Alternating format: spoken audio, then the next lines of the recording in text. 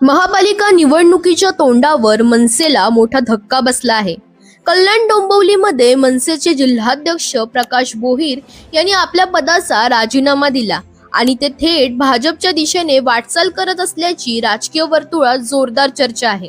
काही दिवसांपूर्वीच एका कार्यक्रमात प्रकाश बोहीर यांनी भाजप प्रदेशाध्यक्ष रवींद्र चव्हाण यांची उघडपणे स्तुती केली होती.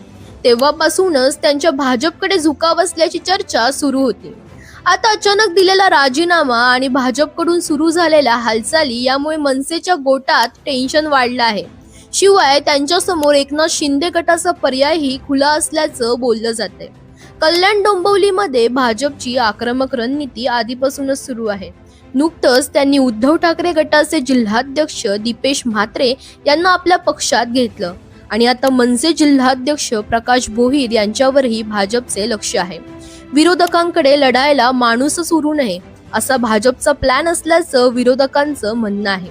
तसंच अजून एक मोठी चर्चा उद्धव ठाकरेंच्या शिवसेना गटातील माजी आमदार सुभाष बोहीर हेही भाजपमध्ये जाण्याच्या तयारीत असल्याचं सांगितलं जात आहे. मुख्यमंत्री देवेंद्र फडणवीस यांच्या ठाण्यातील सभेत त्यांनी हजेरी लावली आणि त्यानंतर त्यांच्या प्रवेशाची चर्चा आणखीन जोरात झाली आहे. एकूण चित्र असं, महापालिका निवडणुका जवळ येत आहेत आणि त्याआधी मनसे, शिवसेना आणि शिंदे गटात मोठे बदल घडत आहेत. कोण कुठे जाणार आणि कोण कोणाची ताकद कमी करणार हे काही दिवस अत्यंत राजकीय दृष्ट्या महत्त्वाचे ठरणार आहे. दरम्यान तुम्हालाही अशाच पॉलिटिकल अपडेट्स हव्या असतील तर इंडिया लीडरला फॉलो करायला विसरू नका.